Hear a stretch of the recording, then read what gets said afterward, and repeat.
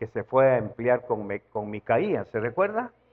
Que fue a conseguir trabajo, se apartó totalmente, después de haber estado siendo padre espiritual y sacerdote de Micaía, llegan los de la tribu de Dan, lo contratan y le dicen, es mejor que sea sacerdote de una tribu y no de una sola familia, y los de la tribu de Dan lo contratan por más dinero, por más prestigio, y toda la cuestión, y vemos cómo este muchacho, este levita, el hijo de Gersón, ¿verdad? De la familia sacerdotal, imagínense, era levita, nacido en Belén. O sea, su abolengo era, ¿podrían bajarle un poquito a los monitores? Gracias. Su abolengo era bastante, estaba bien cimentado en su sangre. Si habláramos en nuestro lenguaje chapín, diríamos, este muchacho era de sangre azul, ¿verdad? Por linaje, por abolengo, por nacimiento, venía de la línea directa de Moisés, era nieto de Moisés, el gran líder nacional. Así que él tenía una responsabilidad muy grande de cuidar su linaje, como sucede con nuestros hijos. Ah, ¿usted es hijo del pastor Berché? Sí, ¿qué se espera de él en ese momento? Hace un tiempo mis nietos andaban en un centro comercial en Guatemala y me contaron así en su tiempo que se encontraron con Juan Carlos Alvarado y le pidieron una foto ahí, todas las cosas, usted sabe cómo son los muchachos, y le dice, ¿cuál es tu apellido? Y le dijo, bueno, pues yo soy Alejandro Berché. Ah, yo conozco un pastor Berché en El Salvador. Ah, sí, es mi abuelo. Entonces en ese momento ellos, para Juan Carlos cambió la óptica sobre sus muchachos, porque son nietos del pastor Berché. Entonces prácticamente se les estigmatiza, se espera que yo conozco a su abuelo. Entonces se espera de ustedes que manifiesten las herencias, la influencia, la educación, la cultura, la moral de ese abuelo. Eso pasó con este levita. Se esperaba que él reflejara en su conducta, en su vida personal, en su vida diaria, el abolengo de donde venía. Por eso muchos hijos hoy están avergonzando a sus padres, mancían el nombre, pisotean sus principios, avergüenzan el linaje familiar. Muchas señoritas, por irse tras los placeres del mundo, o por rebelarse, o por querer vivir a la moderna, no se dan cuenta que están pisoteando el linaje de sus padres, de sus abuelos, y por sobre todo eso, el nombre del Dios de sus padres. Yo sé que aquí hay gente, hay padres, hay madres que oran, interceden por sus hijos, pero no ven los frutos, no ven ese empuje, no ven ese deseo, esa necesidad, no se despierta en ellos esa pasión que nosotros esperaríamos de tener a nuestros hijos como muy pocos ministrando al Señor, buscando su palabra, predicando, estudiando la Biblia.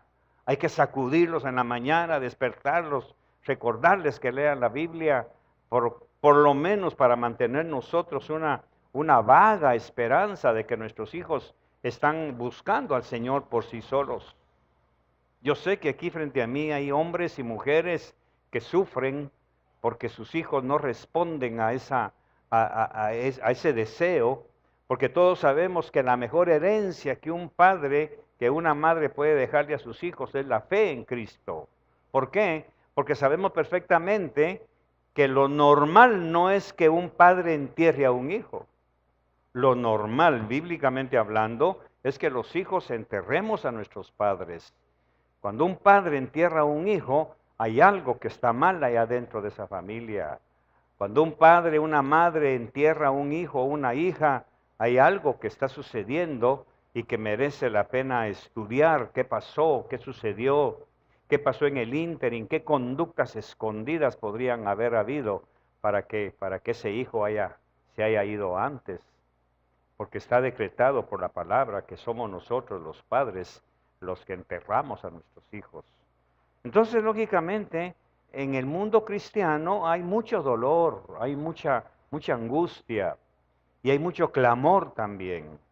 Y eso no es solo nuestro. Por eso me gusta la Biblia, porque la Biblia no esconde las miserias humanas. La Biblia no esconde las historias tristes, dolorosas y a veces oscuras de los hijos de los grandes líderes de la nación israelita y por ende líderes del pueblo de Dios. Pero lógicamente nosotros tenemos que buscar cómo no consolarnos con esas fatalidades, sino cómo evitar. Vemos, por ejemplo, la sublevación de Jonatán con David. Vemos, por ejemplo, la traición de Judas contra Jesús. Vemos, por ejemplo, el abandono o la rebeldía de un Jonás en no querer obedecer a Dios. Y vemos en sus antagonistas, esos grandes profetas como Isaías, Jeremías, hijos de reyes. Usted sabe que Isaías era un príncipe y Amós era uno de los reyes de Israel. Entonces, nosotros tenemos que entender algo, y esta noche lo vamos a ver. Dios siempre responde a la oración. Mi esposa ha adoptado el lema, Dios es fiel, Dios es fiel, porque ella lo ha visto en su vida. Visto en su transformación. Un Dios, yo siempre le digo a los pastores con los que platico, si su evangelio que está predicando no transforma, usted no está predicando el evangelio de Cristo. No está predicando el evangelio de Cristo. Está predicando cualquier evangelio, un evangelio espurio, falso, acomodado, light. El evangelio de Cristo tiene que transformar. Por eso cada vez que nosotros venimos a la iglesia, tenemos que venir dispuestos a que el Señor nos quite algo de nuestra naturaleza y nos ponga algo de Él. Quiero decirle, Dios abre su boca. Cuando usted abre la Biblia, Dios empieza a hablar. Por eso, a medida que uno va leyendo la palabra cada mañana, su porción bíblica, Dios empieza a hablarle y le empieza a revelar esas cosas que Él se ha reservado para aquellos. Dice, gloria es de Dios encubrir un asunto, pero gloria del Rey escudriñarlo. Hay que conocer quién soy, cuál es mi interés en leer la palabra, que no sea solamente una cápsula para dormir bien, que no sea un placebo para sentirme bien, que sea algo que realmente yo espero. Háblame, Señor. Voy a leer tu palabra, por favor, háblame. Y después de leerla, ahora te ruego que esta palabra se haga vida en mí y que cuando yo abra mi boca, esta palabra brote, como dijo Jesús, como ríos de sabiduría, ríos de bálsamo, ríos de sanidad, que cualquiera que se acerque a mí y me pregunte algo sobre Dios, esta palabra que yo ya me comí, vuelva salga de mis labios con un consejo, con algo que impacte la vida de alguien. Dios siempre tiene el deseo de levantar su nombre. No importa qué tan bajo hayamos caído, Dios solo espera que tengamos un corazón contrito y humillado y Él nos levanta. Eso pasó con este muchacho.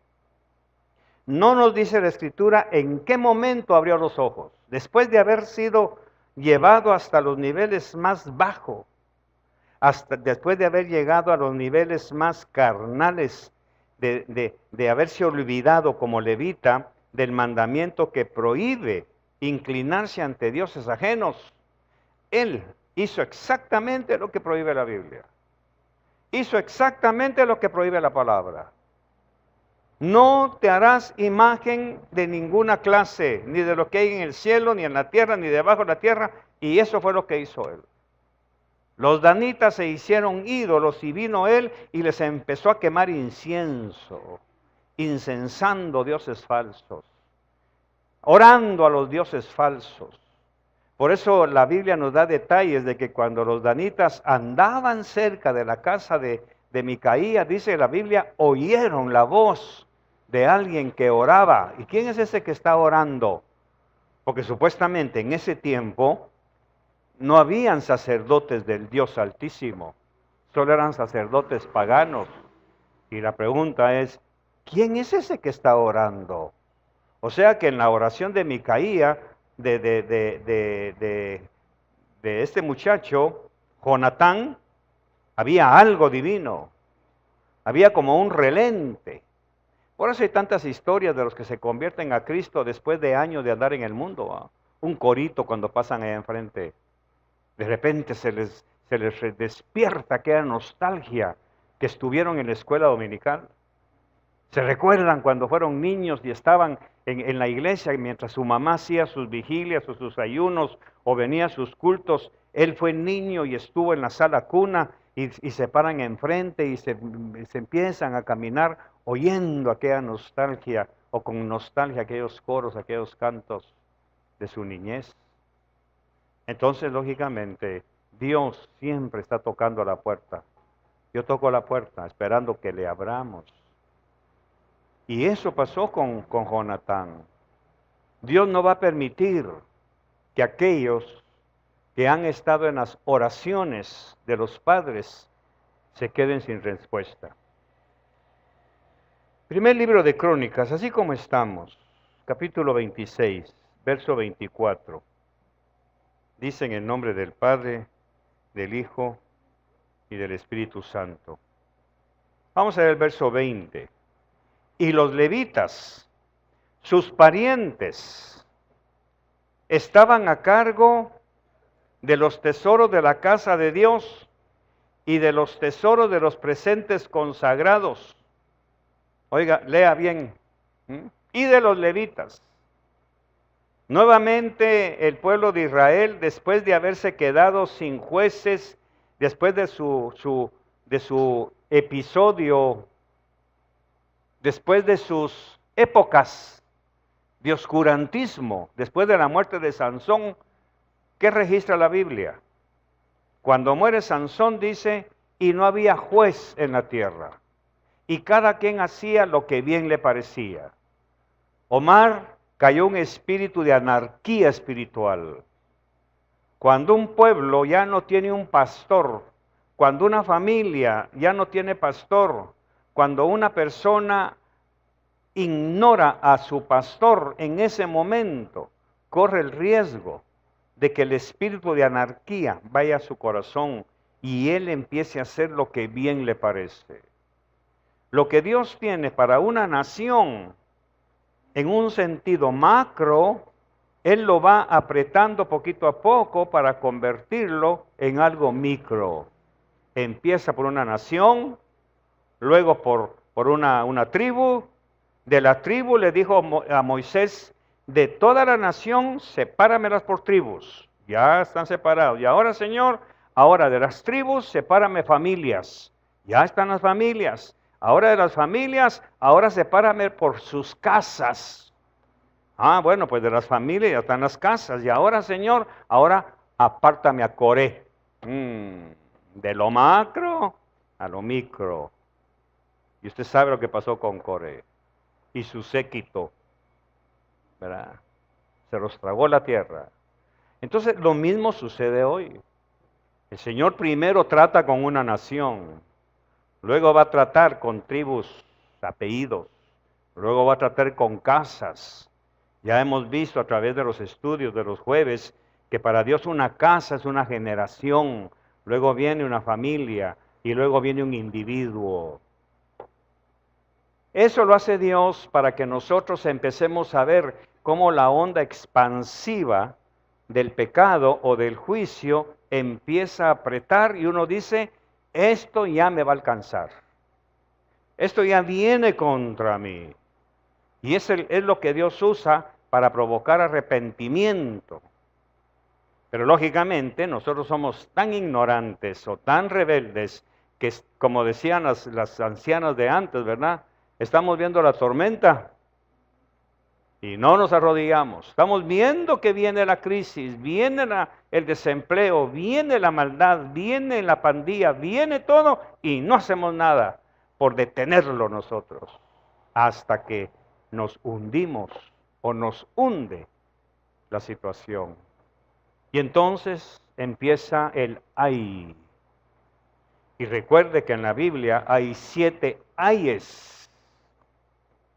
En el Nuevo Testamento Jesús expresó dos. Ay de ti, Corazín, ay de ti, Betsaida, porque si en tal parte se hubieran hecho los milagros que se hicieron en ti, hace mucho que se hubieran arrepentido. Ahí tenemos los milagros de una nación, una tribu, una casa, una familia. Y en Apocalipsis están los otros 5 ayes. Por eso usted cuando lee Apocalipsis dice, y el primer ay ya pasó. ¿Ah? Esos ay de Jesús, hay que ponerles el ojo. Así que, entonces, este muchacho, lógicamente, ahora, la familia, ya el Señor está restaurando su relación con él, al pueblo. Y entonces empezamos a ver que el sacerdote de ese tiempo, que es, estas fueron, verso 19, estas fueron las clases de los porteros de los hijos de Coré, no de Coré. Coré, ¿se recuerda qué pasó con los hijos? No participaron del pecado de papá. ¿Se recuerda? Quiero que lo tenga presente. Por eso es que los hijos de Coré, cuando vieron a su papá sublevándose contra Moisés y Aarón, los hijos dijeron, lo siento papá, yo no te apoyo en esto. Eres mi padre, pero la Torah dice que tenemos que honrar a nuestros líderes. Lo lamento papi, yo no voy contigo. De manera que cuando la tierra se los tragó, los hijos quedaron a salvo, que son los que encuentra usted escribiendo salmos. Amén. Ahora nos encontramos restaurando el culto a Dios. Después de aquella época de oscurantismo en el que Jonatán se vio envuelto. Hay un paréntesis aquí. Estas fueron las clases de los porteros, de los hijos de Coré y de los hijos de Merari. Verso 20. Y los levitas, que son los encargados de cuidar el templo, sus parientes, estaban a cargo de los tesoros de la casa de Dios y de los tesoros de los presentes consagrados. Ok, una pregunta para poder ir entendiendo el contexto sobre el cual nos estamos moviendo. ¿Qué era lo que buscaba Jonatán el levita cuando se fue a emplear con Micaía? ¿Qué buscaba? Dinero, dinero. Estaba muriendo de hambre, por así decirlo, no tenía sustento. Por eso Micaía le dice, te ofrezco 5 ciclos de plata al año, comida, techo y bebida y vestido. Eso es lo que necesitaba. Ahora vemos que los hijos de Coré empiezan a restaurar nuevamente el cuidado del templo. ¿Y a quiénes buscaron? ¿A quiénes buscaron? A los levitas. Buscan a los levitas donde quiera que estén y se pregona, se toca el shofar y ponen a un pregonero. ¿Dónde hay levitas? ¿Dónde hay levitas? Y empiezan a reunirse los levitas, que son los que encontramos ahorita en el verso 20. Y los levitas, sus parientes, estaban a cargo de los tesoros de la casa de Dios y de los tesoros de los presentes consagrados. Los hijos de Laadán, hijos de los gersonitas, de Gersón. ¿Quién era Gersón? Uno de los hijos de Moisés. Ya vamos acercándonos a la casa donde yo quiero que lleguemos todos. Y de los gersonitas de Laadán, es decir, los jeielitas eran los jefes de las casas paternas de Laadán gersonita, de la tribu de Gersón, lógicamente. 22. Los hijos de Jehiel y Setam y su hermano Joel estaban a cargo de los tesoros de la casa del Señor. De los amramitas, los israelitas, los hebronitas y los uzielitas. Verso 24.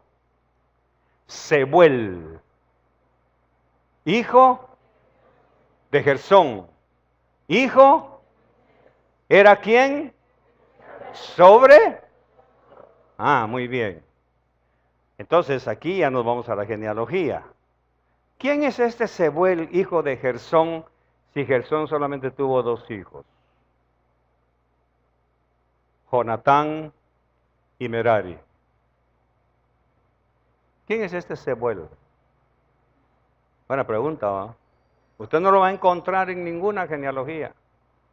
Por más que se queme las pestañas y se vaya a Crónicas y se vaya a los censos y se vaya a las listas de números, no va a encontrar a Sebuel. Entonces, ¿a quién tenemos aquí? Aquí está la respuesta, verso 25. Y sus parientes, o sea, Sebuel, quitemos hijo y abuelo. Sebuel y sus parientes, de parte de Eliezer, fueron taca. Pero lo que me interesa es quién es Sebuel.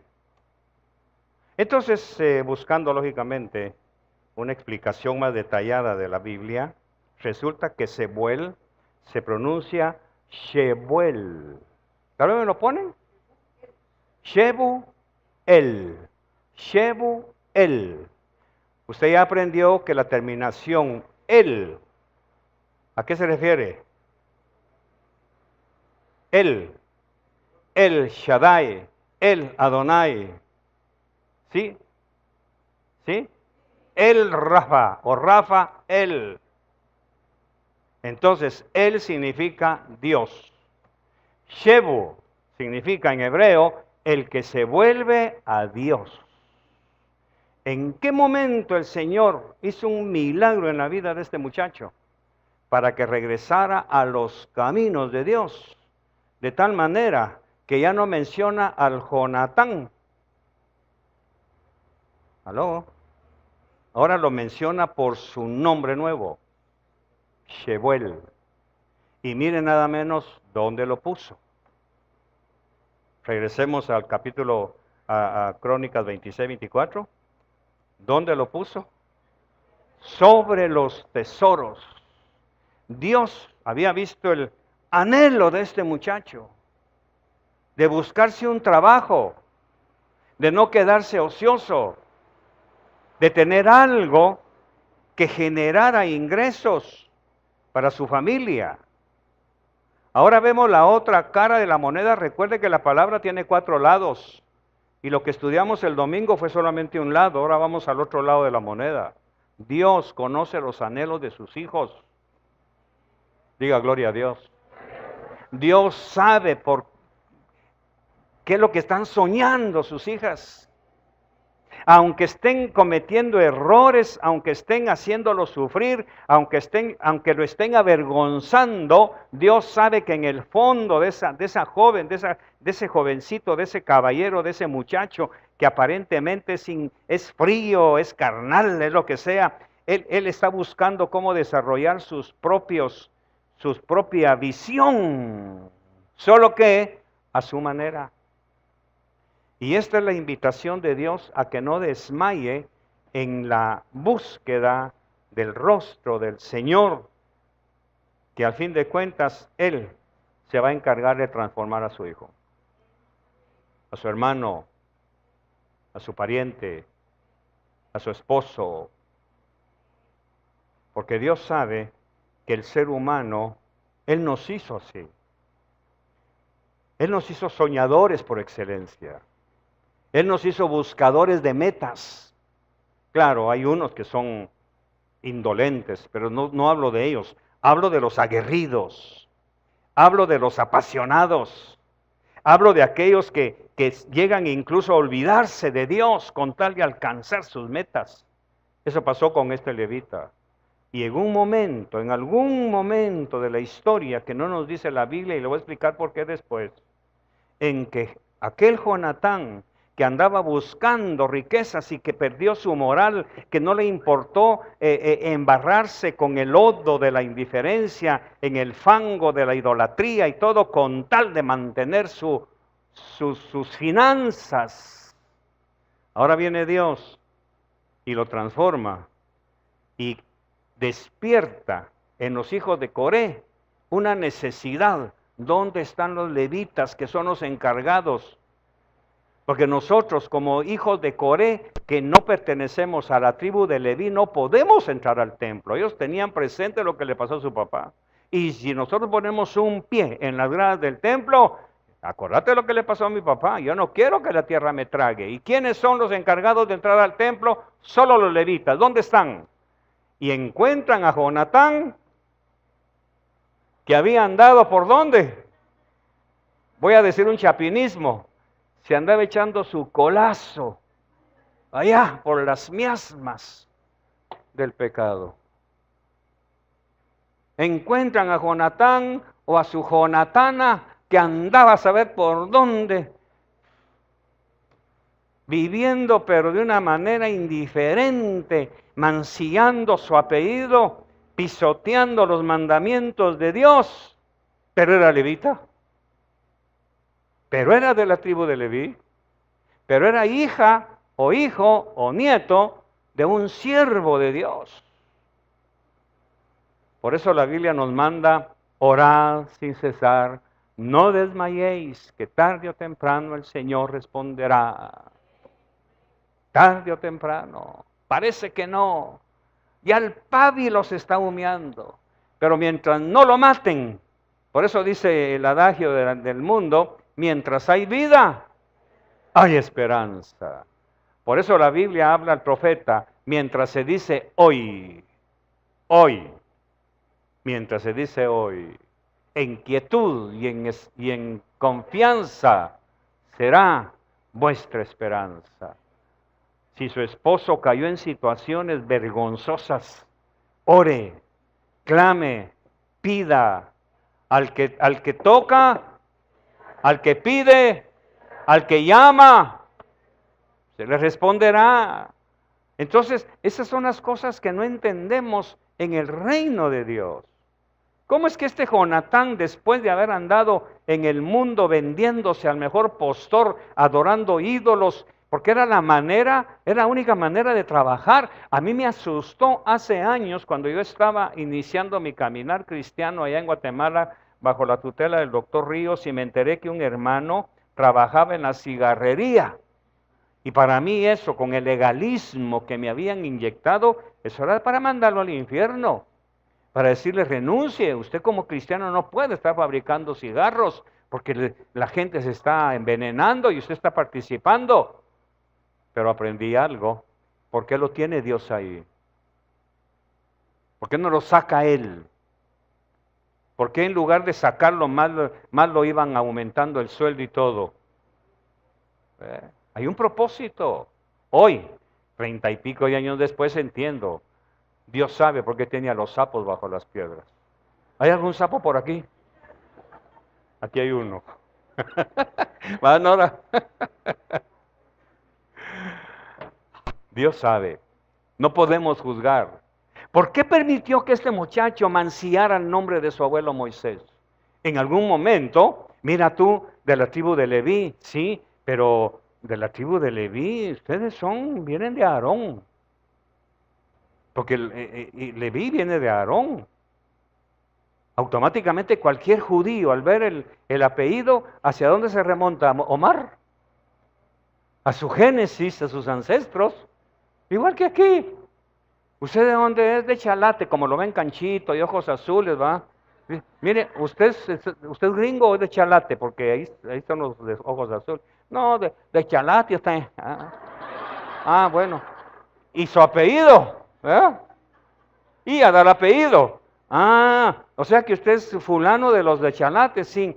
Y usted conoce y le empiezan a mencionar al tatarabuelo, al bisabuelo, al viejito aquel, ¿va? Sí, él era mi abuelo. O sea que tu papá es fulano. Eso nos pasó con Francho. Contigo nos pasó, ¿verdad? Estábamos haciendo un trámite y se le quedaba viendo Francho al dueño del taller y lo empezó a ver y lo empezó a ver. Mire, le dijo, ¿usted es de los fulanos? Sí. ¿Y usted es hijo de fulano? No, soy hermano. Y empieza una gran platicadera. ¿Qué? A mí me ignoraron.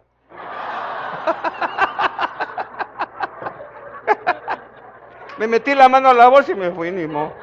Ahí se quedaron ellos rememorando sus aldeas, sus pueblos, su familia. No, si yo fui aquí, que allá, y yo agarré, mano, bueno, dije, me ignoran, ¿no? ¿Qué voy a hacer?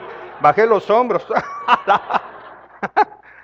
Lo que quiero decirle es que este muchacho, Jonatán, mira, Jonatán, siendo tú levita, vienes de Aarón, ¿verdad? Porque ahí nace la tribu de Leví, allá con Jacob, pero Aarón es el más cercano ahorita. Entonces, sí, es que, o sea que tu papá es, ¿quién fue?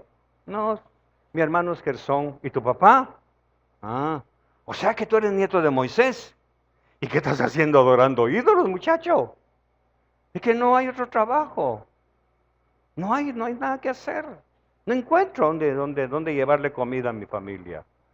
Y de repente brota en el país una nueva oportunidad. Vienen los coreitas, empiezan la reforma espiritual y buscan a los levitas.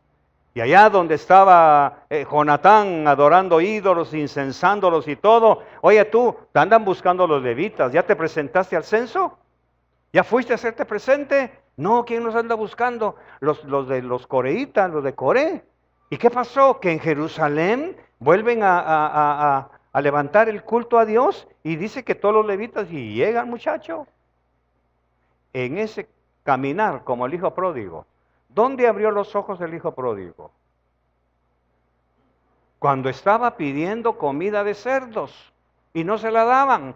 En el camino él dijo, recuerde bien, iré y le diré, Padre, ya no soy digno. O sea que en el camino el muchacho, todo oloroso, a cerdo, a lo que sea, hermano, iba caminando. Le voy a decir a mi papá, le voy a hablar y le voy a decir que ya no me ponga, que me ponga como uno de sus jornaleros.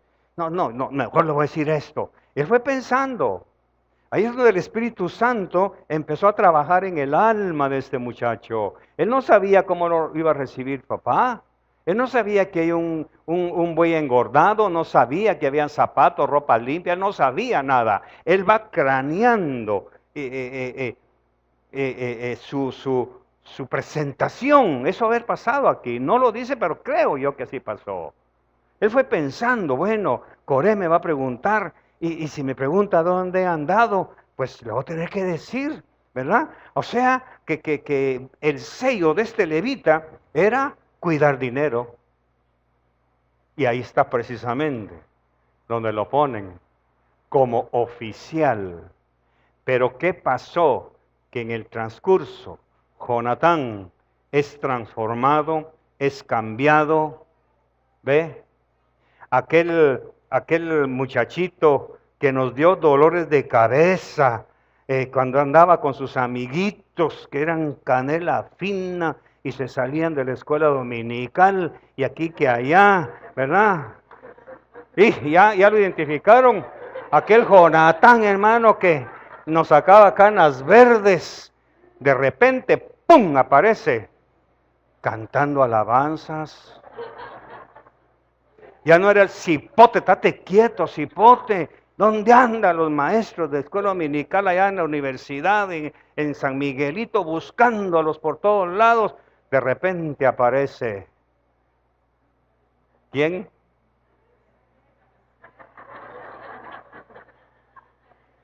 Ya no Andresito, ¿verdad, Andresito? No, gran cholo. Andrés, por favor. Shebu, el que se vuelve a Dios. Y si se volvió a Dios, Andresito, hoy Andrés, hermano, y que tiene pelos en el pecho. No se le notan, pero tiene cada pelo en el pecho. Llamó a los papás de una reina por allá, le dijo, siéntense, quiero hablar con ustedes. Yo dije, chao. ¿Y usted también, pastor? Bueno, me sentó.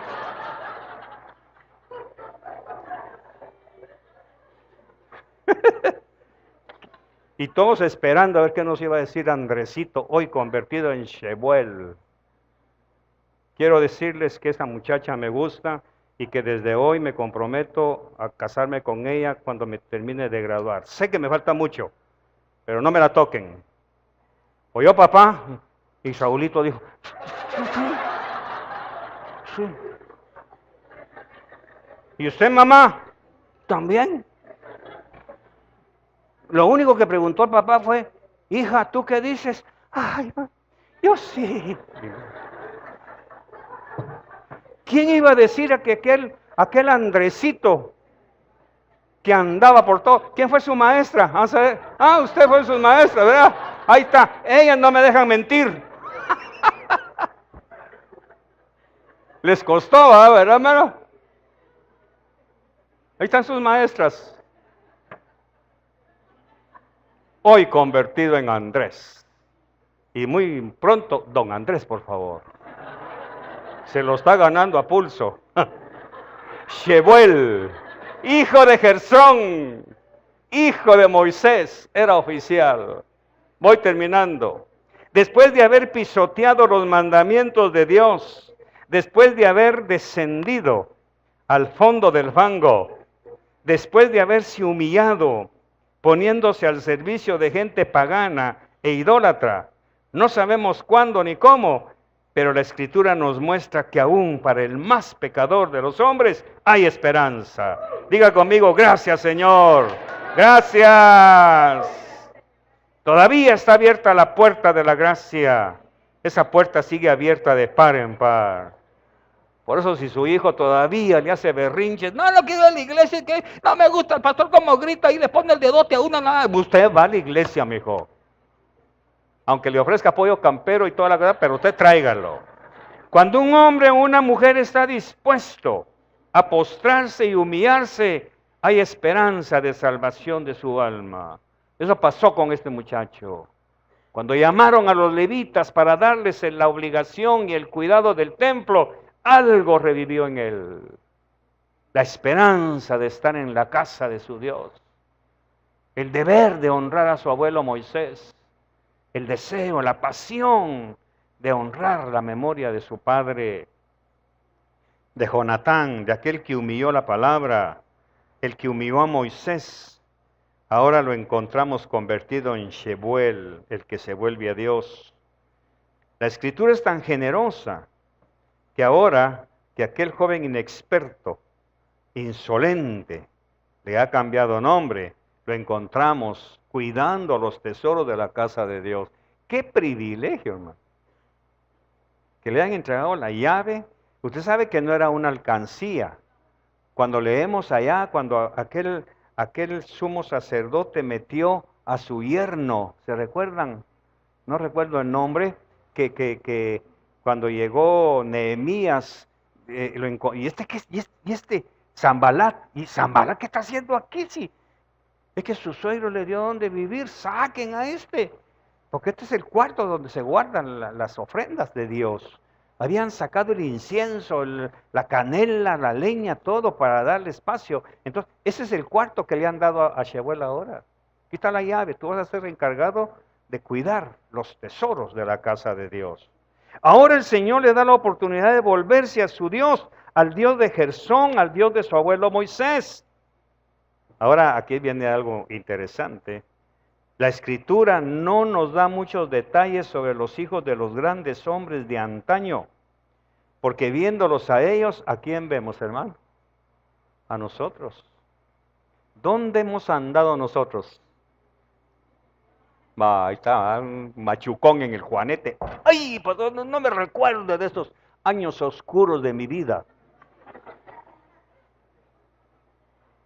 Porque sin saberlo, sin imaginarlo, ni usted ni yo, éramos levitas espiritualmente hablando. Ya estábamos sellados por Dios, por ancestro, por promesa. Usted ni sabe que sus bisabuelas, su bisabuelo estuvo clamando, Señor Jehová, por favor, cuando nazca el hijo de mi hija o el hijo de mi hijo, ya las oraciones estaban sobre usted y usted no había nacido todavía. Y entonces, lógicamente, andaba de repente allá por Antiguo Cuscatlán, disfrazado de chilingo, ¿cómo se llaman esas cosas? Y usted andaba ahí en la feria ¿cómo le llaman esos muñecotes ahí? Chilingón, no sé cómo le llaman, y allá adentro sudando, adorando al Dios de ahí, ¿sí o no? Y más de alguna de ustedes cuando tenía 15, 16 años, andaba en la carroza allá en San Miguel, tirando flores. Toda piligüe, pero se creía la gran reina de belleza. ¿Sí o no? Sin saber Diga conmigo, yo lo sabía, pastor. Otra vez, que usted pertenecía a la tribu de Leví. Mire qué maravilla la de Dios. Por eso no nos mandó un rayo. Allá andaba el gran diácono ahí jugando, haciendo...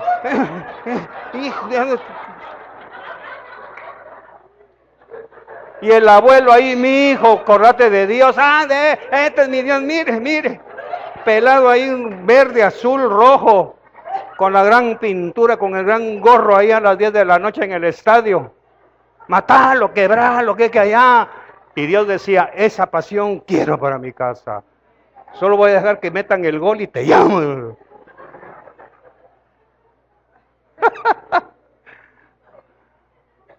¿Aló? No, estoy viendo rostros muy serios. Como que, ¿quién le contó mi vida, pastor? Yo era esa reina de belleza. Era. Ahora es reina de belleza en los cielos.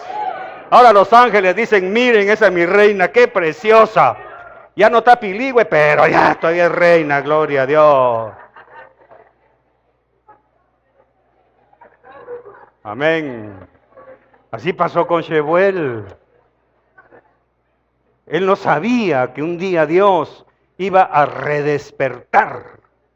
Y ese apasionado de andar quemando incienso, mano, ¿verdad? Entonces, por eso es que todos estamos aquí esta noche. Y nos recordamos. Y ahora usted ya no llega a San Miguel. Dice, ¿qué voy a hacer ahí a Sin City? La ciudad del pecado. No, muchas gracias.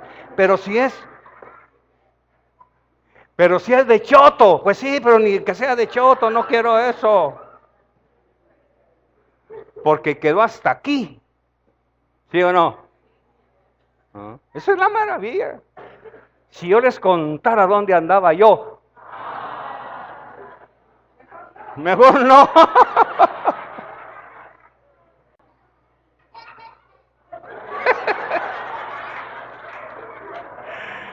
Patojos estos. Sí.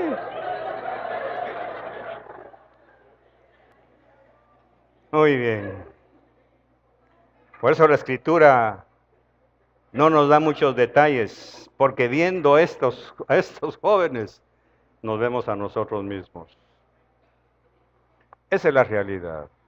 Es hermoso esto, cuando uno ya lo ve con los ojos del Espíritu, y uno dice, yo andaba por ahí. Conocí a un muchacho que se congregó con nosotros, que trabajaba en un motel. Era el que cobraba las habitaciones, hermano. Asombroso, ¿verdad?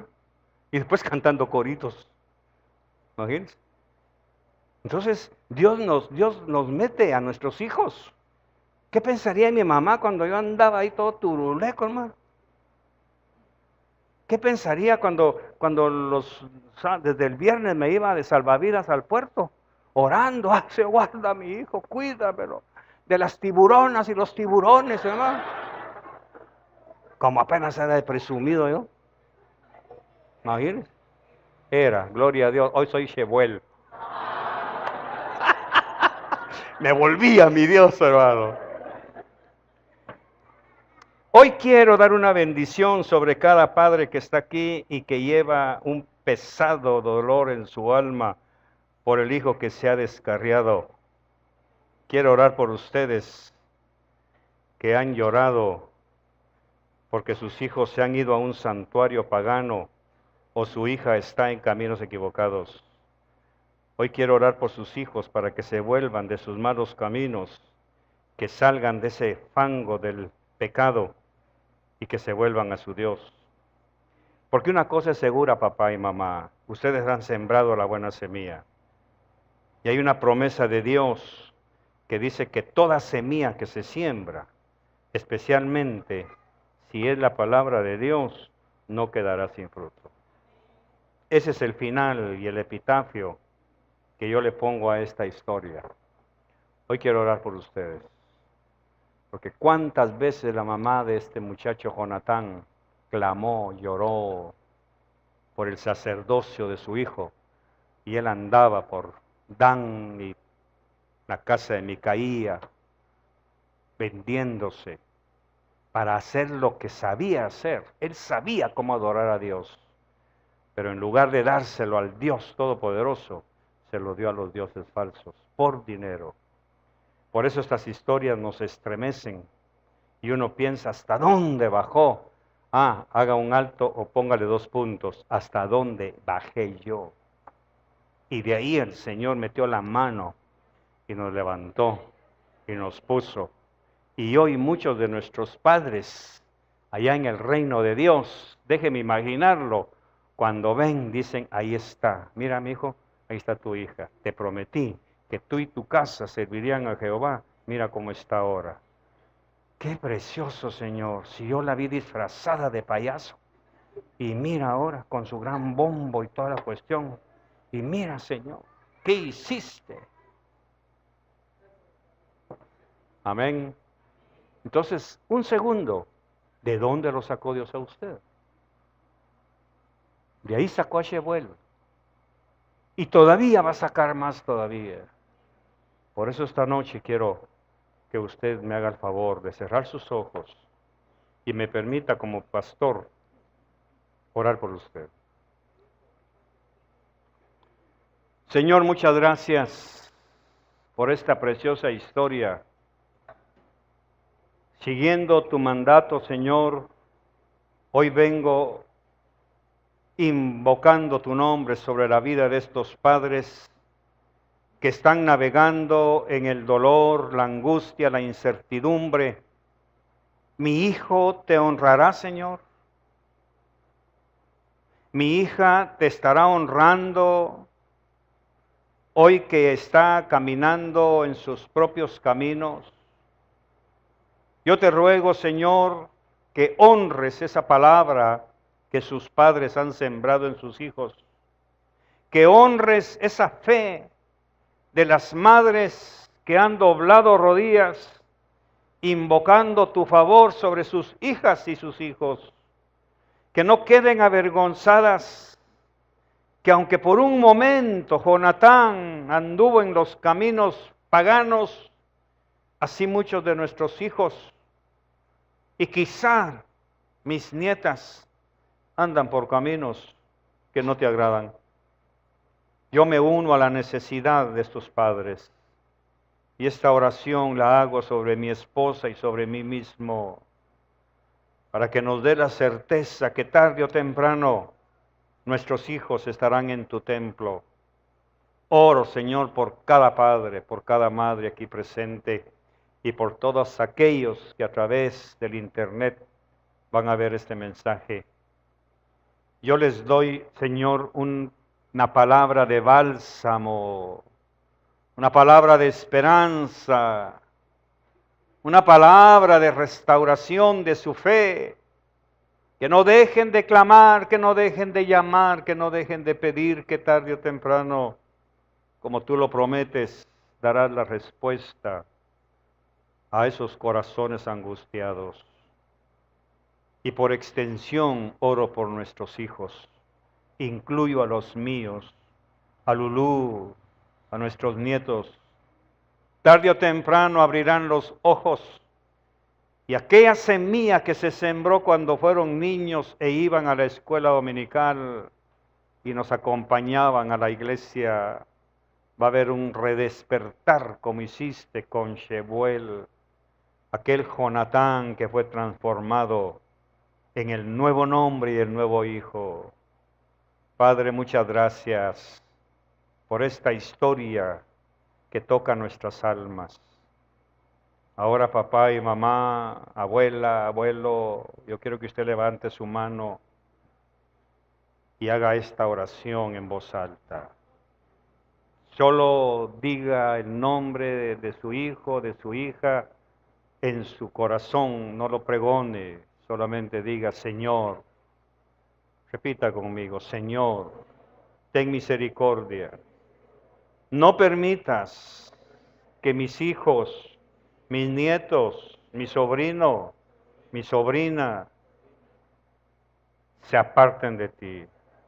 Donde quiera que estén, Señor, a donde quiera que vayan, que tu terror vaya con ellos, para que un día cualquiera, como hiciste con el hijo pródigo, como hiciste conmigo, se vuelvan a ti, Señor.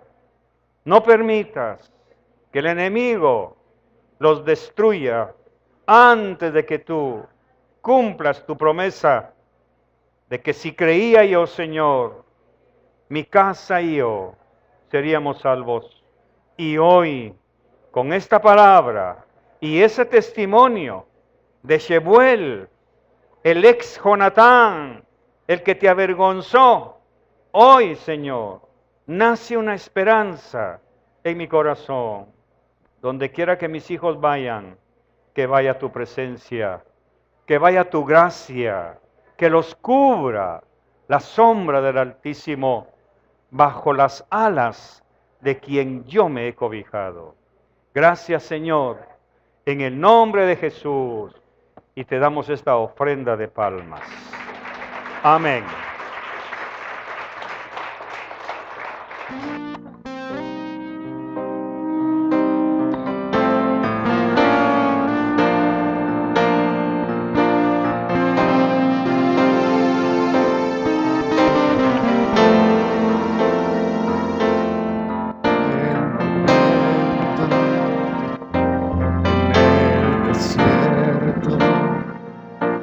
Cuando el dolor me derribó, fuiste fiel, has sido fiel, hoy cantaré.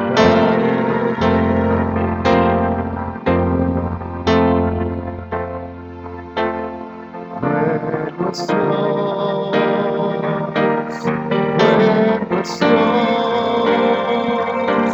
su amor perdurará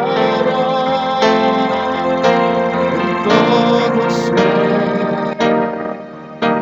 Él es fiel, bueno es Dios, por siempre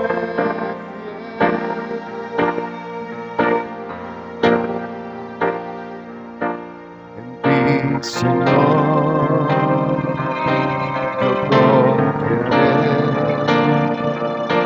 en tempestad, no temeré,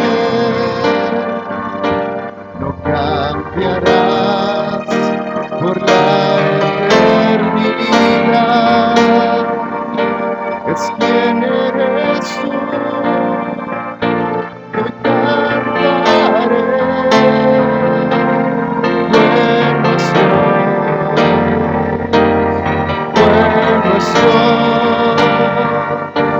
Su amor perdurará todos Él es fiel, bueno es Dios por siempre fiel. Generaciones han visto tu bondad, has sido bueno, has sido bueno, hoy nos unimos a la creación, no estamos solos, no estamos solos,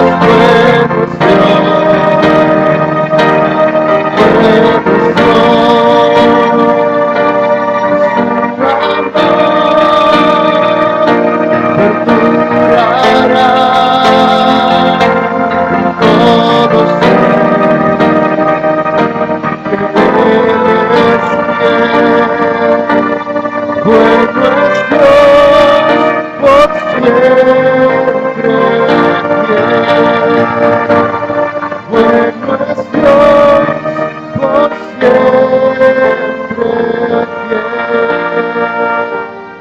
Bueno es Dios por siempre